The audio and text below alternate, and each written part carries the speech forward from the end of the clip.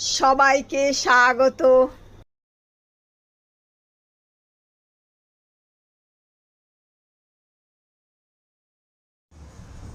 আজকের গল্প রবীন্দ্রনাথ ঠাকুরের সেই কালজয়ী গল্প, যার লাইনটি আজও সবার মনে আছে। কাদম্বিনী মরিয়া প্রমাণ করিল সে মরে নাই। গল্পের নাম জীবিত ও মৃত। রানীহাটের জমিদার সারদাশঙ্কর বাবুদের বাড়ির বিধবা বধূটির পিতৃকুলে কেহ ছিল না। সকলেই একে একে মারা গিয়াছে। পতিকুলেও ঠিক আপনার বলিতে কেহ নাই। পতিও নাই, পুত্রও নাই।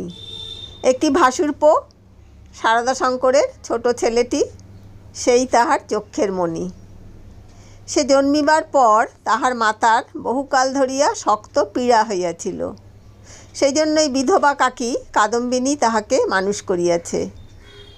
পরের ছেলে মানুষ করিলে তাহার প্রতি প্রাণের টান আরও যেন বেশিই হয়, কারণ তাহার উপরে অধিকার থাকে না, তাহার উপরে কোনো সামাজিক দাবি নাই, কেবল স্নেহের দাবি। কিন্তু কেবলমাত্র স্নেহ সমাজের সমক্ষে আপনার দাবি কোনো দলিল অনুসারে সপ্রমাণ করিতে পারে না এবং চাহেও না। কেবল অনিশ্চিত প্রাণের ধনটিকে দ্বিগুণ ব্যাকুলতার সহিত ভালোবাসে। বিধবার সমস্ত রুদ্ধ প্রীতি এই ছেলেটার প্রতি সিঞ্চন করিয়া একদিন শ্রাবণের রাত্রে কাদম্বিনীর অকস্মাৎ মৃত্যু হইল। হঠাৎ কী কারণে তাহার হৃৎস্পন্দন স্তব্ধ হইয়া গেল। সময় জগতের আর সর্বত্রই চলিতে লাগিল, কেবল সেই স্নেহকাতর ক্ষুদ্র কোমল বক্ষটির ভিতর সময়ের ঘড়ির কল চিরকালের মতো বন্ধ হইয়া গেল। পাছে পুলিশের উপদ্রব ঘটে, এই জন্য অধিক আড়ম্বর না করিয়া জমিদারের 4 জন ব্রাহ্মণ কর্মচারী অনতিবিলম্বে মৃতদেহ দাহ করিতে লইয়া গেল। রানীহাটের শ্মশান লোকালয় হইতে বহু দূরে, পুষ্করিণীর ধারে একখানি কুটির এবং তাহার নিকটে একটা প্রকাণ্ড বটগাছ, বৃহৎ মাঠে আর কোথাও কিছু নাই। পূর্বে এইখান দিয়া নদী বহিত, এখন নদী একেবারে শুকাইয়া গেছে। সেই শুষ্ক জলপথের এক অংশে খনন করিয়া শ্মশানের পুষ্করিণী নির্মিত হইয়াছে। এখনকার লোকেরা এই পুষ্করিণীকেই পূর্ণ স্রোতস্বিনীর প্রতিনিধি স্বরূপ জ্ঞান করে। মৃতদেহ কুটিরের মধ্যে স্থাপন করিয়া চিতার কাঠ আসিবার প্রতীক্ষায় 4 জনে বসিয়া রহিল। সময় এত দীর্ঘ বোধ হইতে লাগিল যে অধীর হইয়া 4 জনের মধ্যে নিতাই এবং গুরুচরণ কাঠ আনিতে এত বিলম্ব হইতেছে কেন দেখিতে গেল। বিধু এবং বনমালী মৃতদেহ রক্ষা করিয়া বসিয়া রহিল। শ্রাবণের অন্ধকার রাত্রি, থমথমে মেঘ করিয়া আছে, আকাশে একটি তারা দেখা যায় না। অন্ধকার ঘরে 2 জন চুপ করিয়া বসিয়া রহিল। একজনের চাদরে দিয়াশালাই এবং বাতি বাঁধা ছিল। বর্ষাকালে দিয়াশালাই বহু চেষ্টাতেও জ্বলিল না। যে লণ্ঠন সঙ্গে ছিল তাহাও নিভিয়া গেছে। অনেকক্ষণ চুপ করিয়া থাকিয়া একজন কহিল, ভাইরে, এক ছিলিম তামাকের জোগাড় থাকিলে বড় সুবিধা হইত, তাড়াতাড়িতে কিছুই আনা হয় নাই। অন্য ব্যক্তি কহিল, আমি চট করিয়া এক দৌড়ে সমস্ত সংগ্রহ করিয়া আনিতে পারি। বনমালীর পলায়নের অভিপ্রায় বুঝিয়া বিধু বহিল, মাইরি, আর আমি বুঝি এখানে একলা বসিয়া থাকিব? আবার কথাবার্তা বন্ধ হইয়া গেল। 5 মিনিটকে 1 ঘণ্টা বলিয়া মনে হইতে লাগিল। যাহারা কাঠ আনিতে গিয়াছিল তাহাদিগকে মনে মনে ইহারা গালি দিতে লাগিল। তাহারা যে দিব্য আরামে কোথাও বসিয়া গল্প করিতে করিতে তামাক খাইতেছে, এ সন্দেহ ক্রমশই তাহাদের মনে ঘনীভূত হইয়া উঠিতে লাগিল। কোথাও কিছু শব্দ নাই, কেবল পুষ্করিণী তীর হইতে অবিশ্রাম ঝিল্লি এবং ভেকের ডাক শোনা যাইতেছে। এমন সময় মনে হইল যেন খাটটা ঈষৎ নড়িল, যেন মৃতদেহ পাশ ফিরিয়া শুইল। বিধু এবং বনমালী রাম নাম জপিতে জপিতে কাঁপিতে লাগিল। হঠাৎ ঘরের মধ্যে একটা দীর্ঘ নিঃশ্বাস শোনা গেল। বিধু এবং বনমালী এক মুহূর্তে ঘর হইতে লম্ফ দিয়া বাহির হইয়া গ্রামের অভিমুখে দৌড় দিল। প্রায় ক্রোশ দেড়েক পথ গিয়া দেখিল তাহাদের অবশিষ্ট দুই সঙ্গী লণ্ঠন হাতে ফিরিয়া আসিতেছে। তাহারা বাস্তবিকই তামাক খাইতে গিয়াছিল, কাঠের কোনো খবর জানে না। তথাপি সংবাদ দিল গাছ কাটিয়া কাঠ ফাড়াইতেছে, অনতিবিলম্বে রওনা হবে। তখন বিধু এবং বনমালী কুটিরের সমস্ত ঘটনা বর্ণনা করিল। নিতাই এবং গুরুচরণ অবিশ্বাস করিয়া উড়াইয়া দিল এবং কর্তব্য ত্যাগ করিয়া আসার জন্য অপর দুইজনের প্রতি অত্যন্ত রাগ করিয়া বিস্তর ভৎসনা করিতে লাগিল। কাল বিলম্ব না করিয়া চারজনেই শ্মশানে সেই কুটিরে গিয়া উপস্থিত হইল। ঘরে ঢুকিয়া দেখিল মৃতদেহ নাই, শূন্য খাট পড়িয়া আছে। পরস্পর মুখ চাহিয়া রহিল, যদি শ্রীগালে লইয়া গিয়া থাকে, কিন্তু আচ্ছাদন বস্ত্রটি পর্যন্ত নাই। সন্ধান করিতে করিতে বাহিরে গিয়া দেখে কুটিরের দ্বারের কাছে খানিকটা কাদা জমিয়াছিল, তাহাতে স্ত্রীলোকের সদ্য এবং ক্ষুদ্র পদচিহ্ন। শারদাশঙ্কর সহজ লোক নহেন, তাহাকেই ভূতের গল্প বলিলে হঠাৎ যে কোনো শুভফল পাওয়া যাইবে এমন সম্ভাবনা নাই। তখন চারজনে বিস্তর পরামর্শ করিয়া স্থির করিল যে দাহকার্য সমাধা হইয়াছে, এইরূপ খবর দেওয়াই ভালো। ভোরের দিকে যাহারা কাঠ লইয়া আসিল তাহারা সংবাদ পাইল বিলম্ব দেখিয়া পূর্বেই কার্য শেষ করা হইয়াছে, কুটিরের মধ্যে কাষ্ঠ সঞ্চিত ছিল। এ সম্বন্ধে কাহারও সহজে সন্দেহ উপস্থিত হইতে পারে না, কারণ মৃতদেহ এমন কিছু বহুমূল্য সম্পত্তি নহে যে কেহ ফাঁকি দিয়া চুরি করিয়া লইয়া যাইবে। সকলেই জানেন, জীবনের যখন কোনো লক্ষণ পাওয়া যায় না, তখনও অনেক সময় জীবন প্রচ্ছন্নভাবে থাকে এবং সময় মতো পুনর্বার মৃতবৎ দেহে তাহার কার্য আরম্ভ হয়। কাদম্বিনীও মরে নাই। হঠাৎ কী কারণে তাহার জীবনের ক্রিয়া বন্ধ হইয়া গিয়াছিল। যখন সে সচেতন হইয়া উঠিল, দেখিল চতুর্দিকের নিবিড় অন্ধকার। চিরভ্যাস মতো যেখানে শয়ন করিয়া থাকে, মনে হইল এটা সে জায়গা নহে। একবার ডাকিল, দিদি। অন্ধকার ঘরে কেহ সাড়া দিল না। সভয় উঠিয়া বসিল। মনে পড়িল সেই মৃত্যুশয্যার কথা, সেই হঠাৎ বক্ষের কাছে একটি বেদনা, শ্বাসরোধের উপক্রম। তাহার বড় যা ঘরের কোণে বসিয়া একটি অগ্নিকুণ্ডের উপরে খোকার জন্য দুধ গরম করিতেছে। কাদম্বিনী আর দাঁড়াইতে না পারিয়া বিছানার উপর আছাড় খাইয়া পড়িল। রুদ্ধ কণ্ঠে বলিল, দিদি, একবার খোকাকে আনিয়া দাও, আমার প্রাণ কেমন করিতেছে। তাহার পর সমস্ত কালো হইয়া আসিল, যেন একটি লেখার খাতার উপরে দোয়াত শুদ্ধ কালি গড়াইয়া পড়িল। কাদম্বিনীর সমস্ত স্মৃতি এবং চেতনা, বিশ্বগ্রন্থের সমস্ত অক্ষর এক মুহূর্তে একাকার হইয়া গেল। খোকা তাহাকে একবার শেষবারের মতো তাহার সেই সুমিষ্ট ভালোবাসার স্বরে কাকিমা বলিয়া ডাকিয়াছিল কিনা, তাহার অনন্ত অজ্ঞাত মরণযাত্রার পথে চিরপরিচিত পৃথিবী হইতে এই শেষ স্নেহ পাথেয়টুকু সংগ্রহ করিয়া আনিয়াছিল কিনা, বিধবার তাহাও মনে পড়ে না। প্রথমে মনে হইল জমালয় বুঝি এইরূপ চির নির্জন এবং চির অন্ধকার। সেখানে কিছুই দেখিবার নাই, শুনিবার নাই, কাজ করিবার নাই, কেবল চিরকাল এইরূপ জাগিয়া উঠিয়া বসিয়া থাকিতে হইবে। তারপর যখন মুক্ত দ্বার দিয়া হঠাৎ একটা ঠান্ডা বাদলার বাতাস দিল এবং বর্ষার ভেকের ডাক কানে প্রবেশ করিল, তখন এক মুহূর্তে তাহার এই স্বল্প জীবনের শৈশব সমস্ত বর্ষার স্মৃতি ঘনীভূতভাবে তাহার মনে উদয় হইল এবং পৃথিবীর নিকট সংস্পর্শ সে অনুভব করিতে পারিল। একবার বিদ্যুৎ চমকিয়া উঠিল। সম্মুখে পুষ্করিণী, বটগাছ, বৃহৎ মাঠ এবং সুদূর তরুশ্রেণী এক পলকে চোখে পড়িল।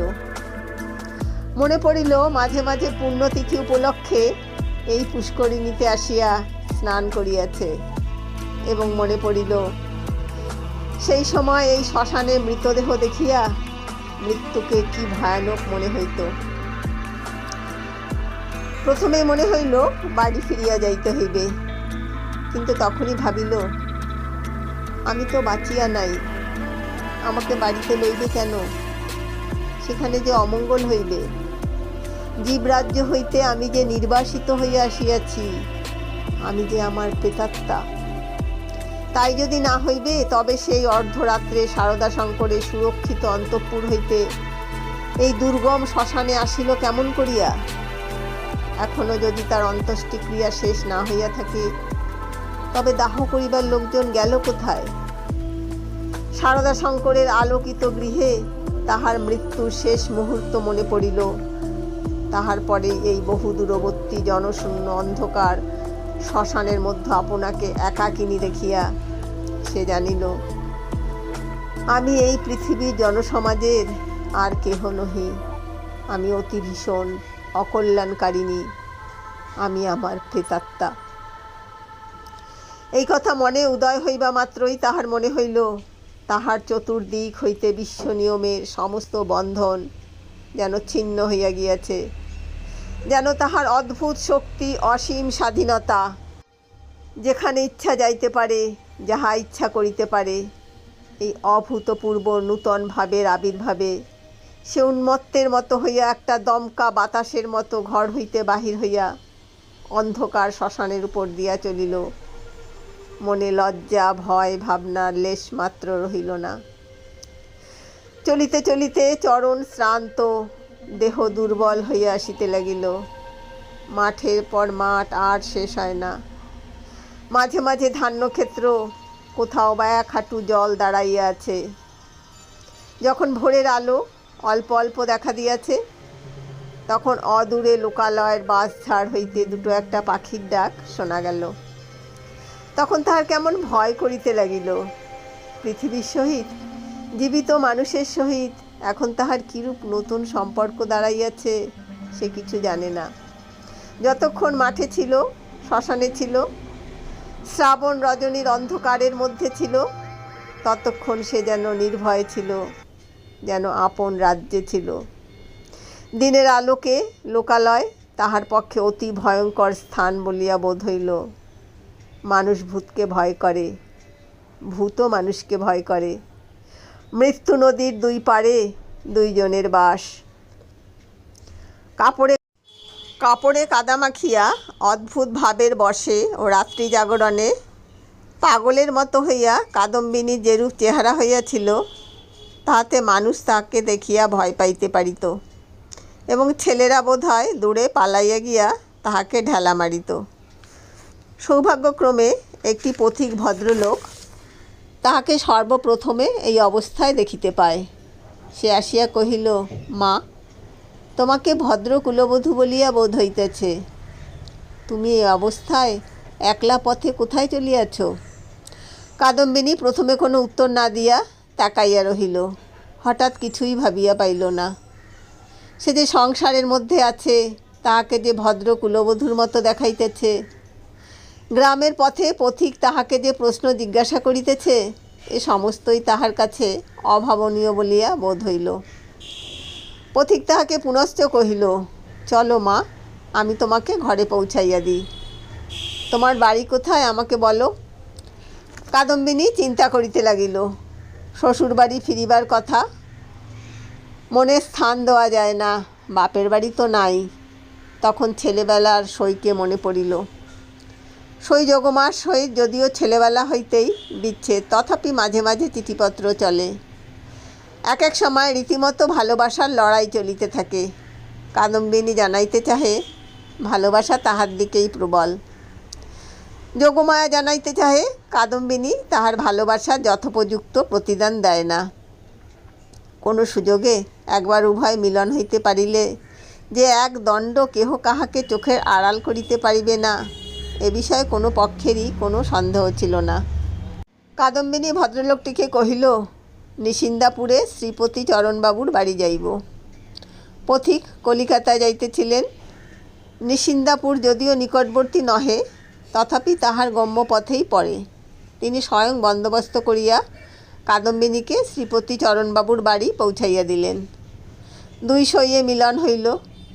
প্রথমে চিনিতে একটু বিলম্ব হইয়াছিল, তারপরে বাল্য সাদৃশ্য উভয়ের চক্ষে ক্রমশই পরিস্ফুট হইয়া উঠিল। যোগমায়া কহিল, ও মা, আমার কি ভাগ্য!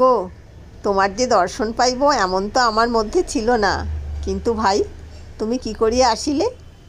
তোমার শ্বশুরবাড়ির লোকেরা যে তোমাকে ছাড়িয়া দিল। কাদম্বিনী চুপ করিয়া রহিল। অবশেষে কহিল, ভাই, শ্বশুরবাড়ির কথা আমাকে জিজ্ঞাসা করিও না।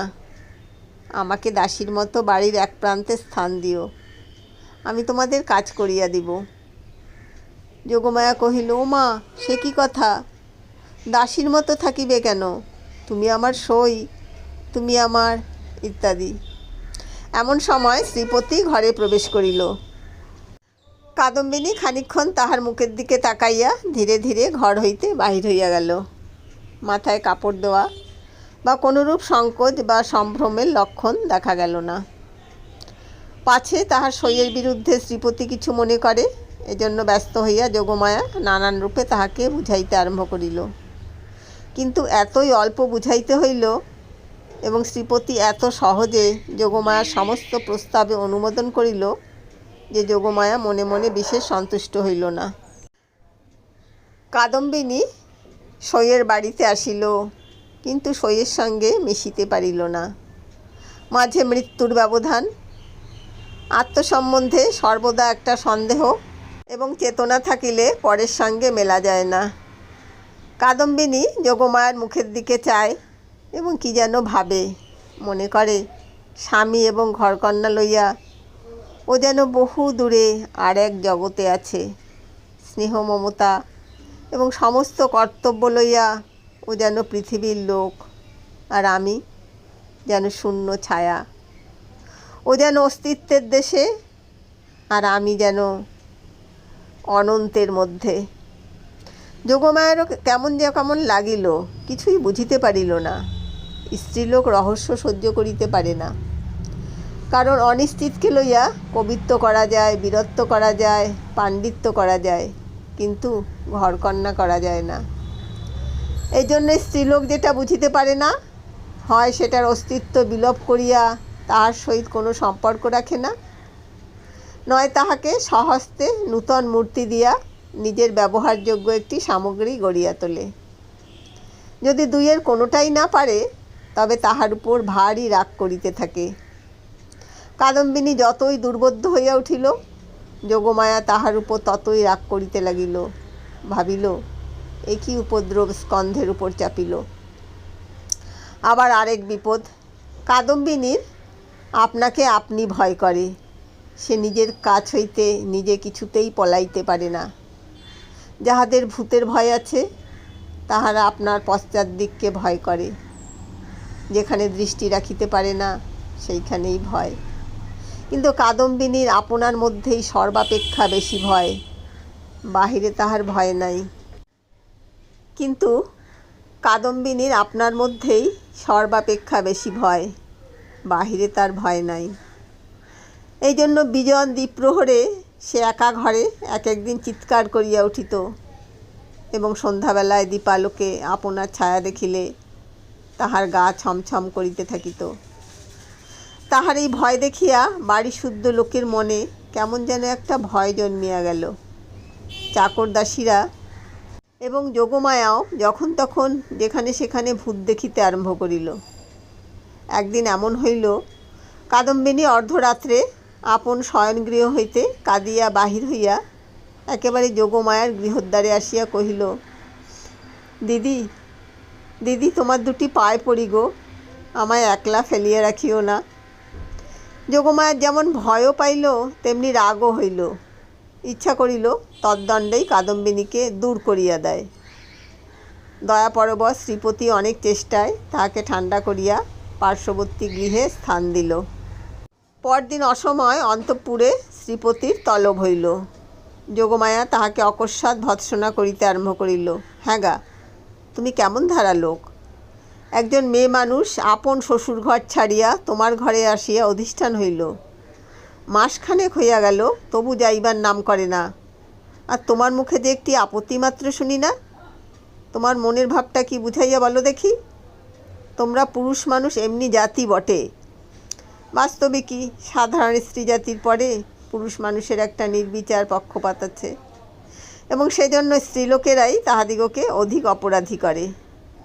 নিঃসহায় অথচ সুন্দরী কাদম্বিনীর প্রতি শ্রীপতির করুণা যে যথোচিত মাত্রার চেয়ে কিঞ্চিত অধিক ছিল, তাহার বিরুদ্ধে তিনি যোগমায়ার গাত্র স্পর্শপূর্বক শপথ করিতে উদ্যত হইলেও তাহার ব্যবহারে তাহার প্রমাণ পাওয়া যাইত। তিনি মনে করিতেন নিশ্চয়ই শ্বশুরবাড়ির লোকেরা এই পুত্রহীনা বিধবার প্রতি অন্যায় অত্যাচার করিত। তাই নিতান্ত সহ্য করিতে না পারিয়া পলাইয়া কাদম্বিনী আমার আশ্রয় লইয়াছে। যখন ইহার বাপ মা কেহই নাই, তখন আমি ইহাকে কি করিয়া ত্যাগ করি, এই বলিয়া তিনি কোনরূপ সন্ধান লইতে ক্ষান্ত ছিলেন, এবং কাদম্বিনীকেও এই অপ্রীতিকর বিষয়ে প্রশ্ন করিয়া ব্যথিত করিতে তাহার প্রবৃত্তি হইত না। তখন তাহার স্ত্রী তাহার অসার কর্তব্য বুদ্ধিতে নানা প্রকার আঘাত দিতে লাগিল। কাদম্বিনী শ্বশুরবাড়িতে খবর দেওয়া যে তাহার গৃহে শান্তিরক্ষার পক্ষে একান্ত আবশ্যক, তাহা তিনি বেশ বুঝিতে পারিলেন। অবশেষে স্থির করিলেন, হঠাৎ চিঠি লিখিয়া বসিলে ভালো ফল নাও হইতে পারে। অতএব রানীহাটে তিনি নিজে গিয়া সন্ধান লইয়া যাহা কর্তব্য স্থির করিবেন। শ্রীপতি তো গেলেন। এদিকে যোগমায়া আসিয়া কাদম্বিনীকে কহিল, সই, এখানে তোমার আর থাকা ভালো দেখাইতেছে না, লোকে বলিবে কি। কাদম্বিনী গম্ভীরভাবে যোগমায়ার মুখের দিকে তাকাইয়া কহিল, লোকের সঙ্গে আমার সম্পর্ক কি? যোগমায়া কথা শুনিয়া অবাক হইয়া গেল। কিঞ্চিত রাগিয়া কহিল, তোমার না থাকে আমাদের তো আছে। আমরা পরের ঘরের বধূকে কি বলিয়া আটক করিয়া রাখিব? কাদম্বিনী কহিল, আমার শ্বশুরঘর কোথায়? যোগমায়া ভাবিল, মরণ, পোড়া কপালি বলে কি? কাদম্বিনী ধীরে ধীরে কহিল, আমি কি তোমাদের কেহ? আমি কি এ পৃথিবীর? তোমরা হাসিতেছ, কাঁদিতেছ, ভালোবাসিতেছ, সবাই আপন আপন লইয়া আছো। আমি তো কেবল চাহিয়া আছি। তোমরা মানুষ, আর আমি ছায়া। বুঝিতে পারি না ভগবান আমাকে তোমাদের এই সংসারের মাঝখানে কেন রাখিয়াছেন। তোমরাও ভয় করো পাছে তোমাদের হাসি খেলার মধ্যে আমি অমঙ্গল আনি। আমিও বুঝিয়া উঠিতে পারি না তোমাদের সঙ্গে আমার কি সম্পর্ক। কিন্তু ঈশ্বর যখন আমাদের জন্য আর কোনো স্থান গড়িয়া রাখেন নাই, তখন কাজে কাজেই বন্ধন ছিঁড়িয়া যায়। তবু তোমাদের কাছেই ঘুরিয়া ঘুরিয়া বেড়াই।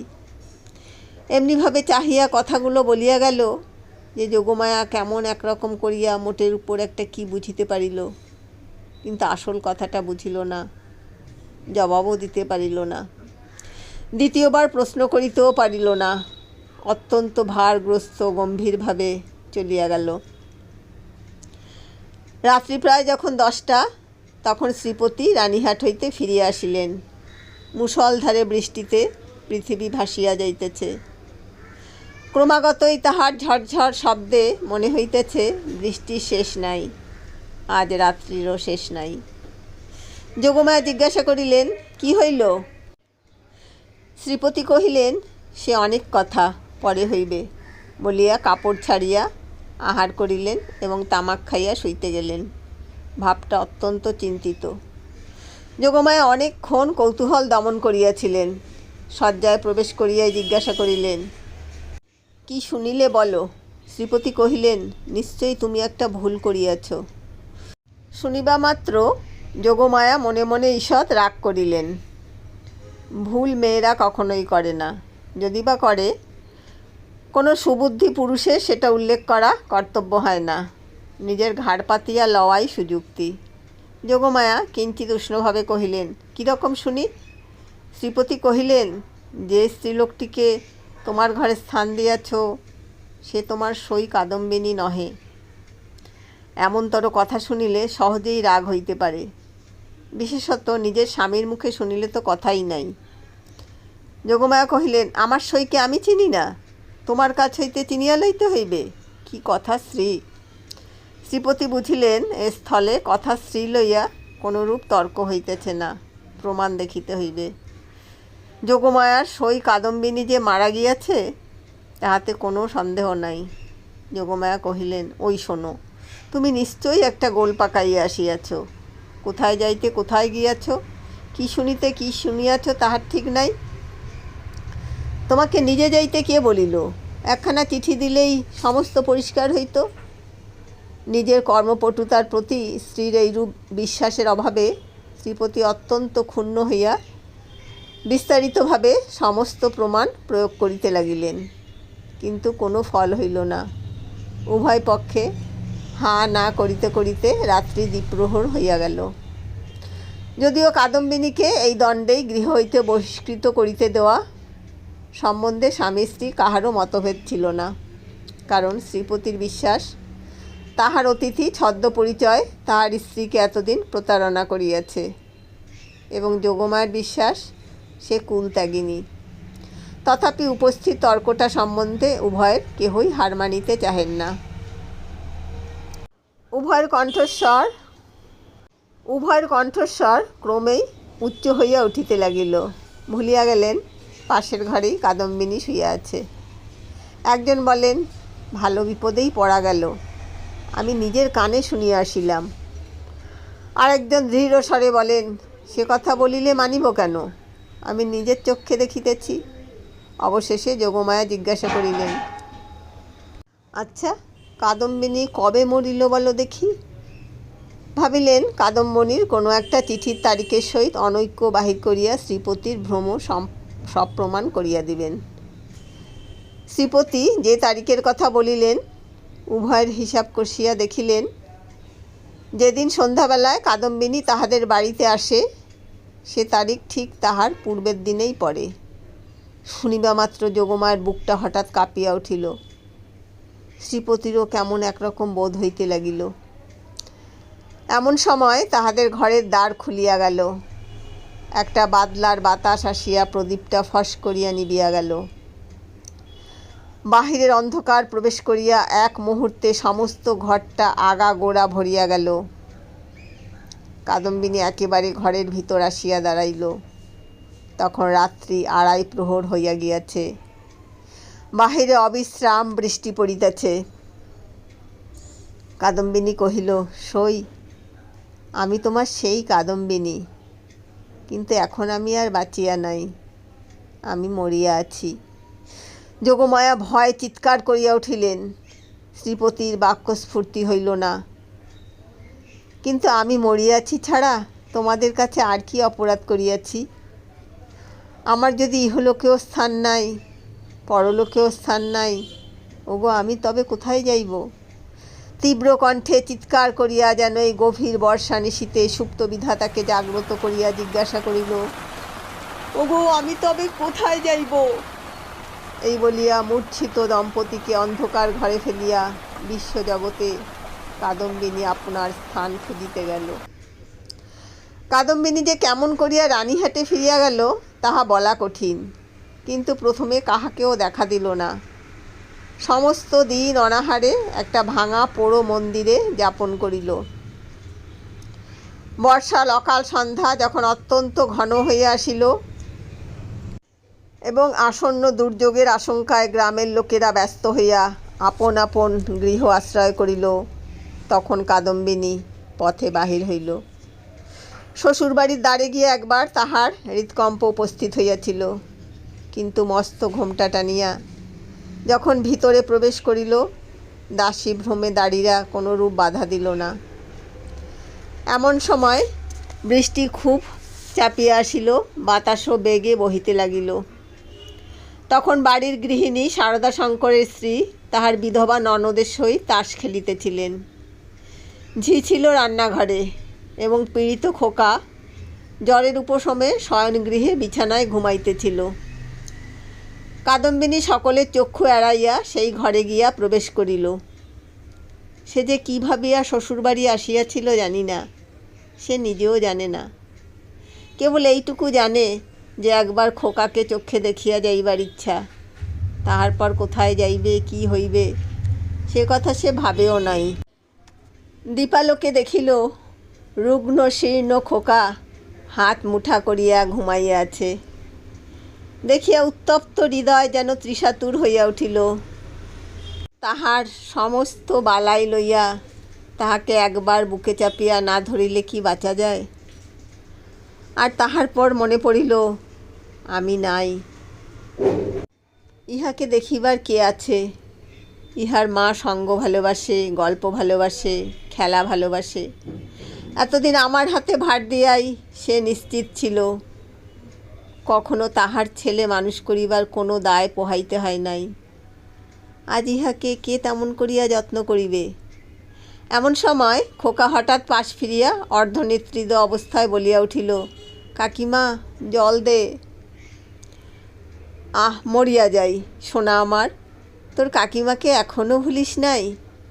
তাড়াতাড়ি কুজা হইতে জল গড়াইয়া লইয়া খোকাকে বুকের উপর তুলিয়া কাদম্বিনী তাহাকে জল পান করাইল। যতক্ষণ ঘুমের ঘোর ছিল, চির অভ্যাস মতো কাকিমার হাত হইতে জল খাইতে খোকার কিছুই আশ্চর্য বোধ হইল না।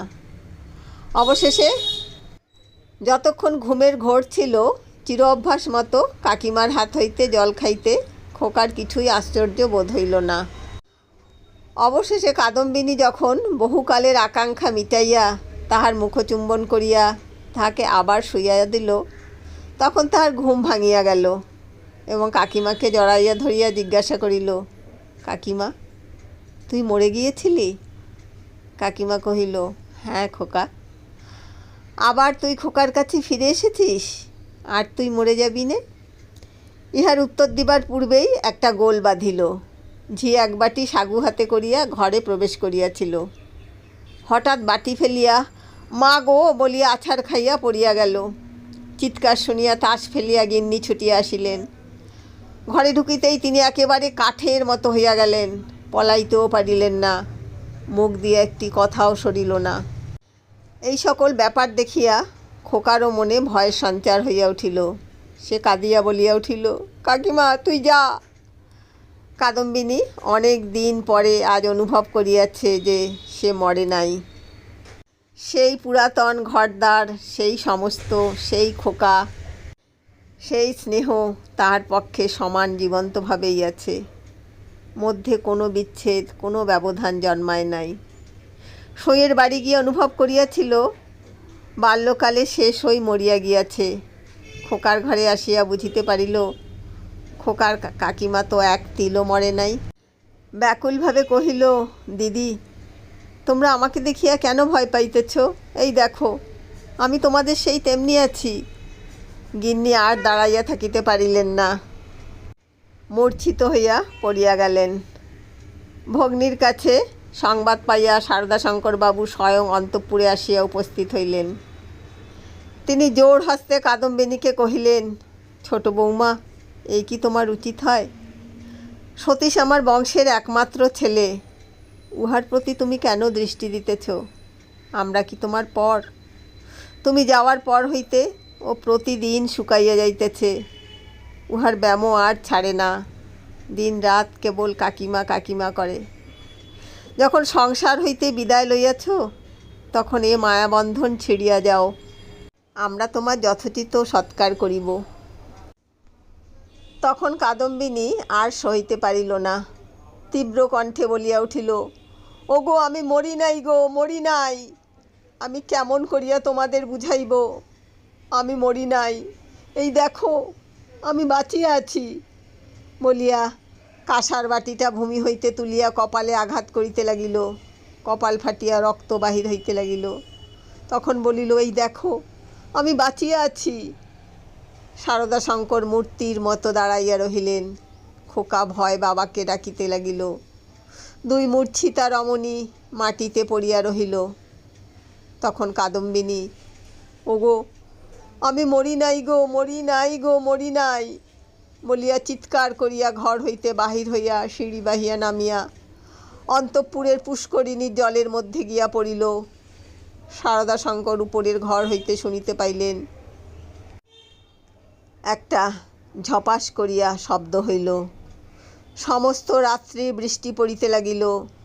তাহার পরদিন সকালেও বৃষ্টি পড়িতেছে, মধ্যাহ্নেও বৃষ্টির বিরাম নাই।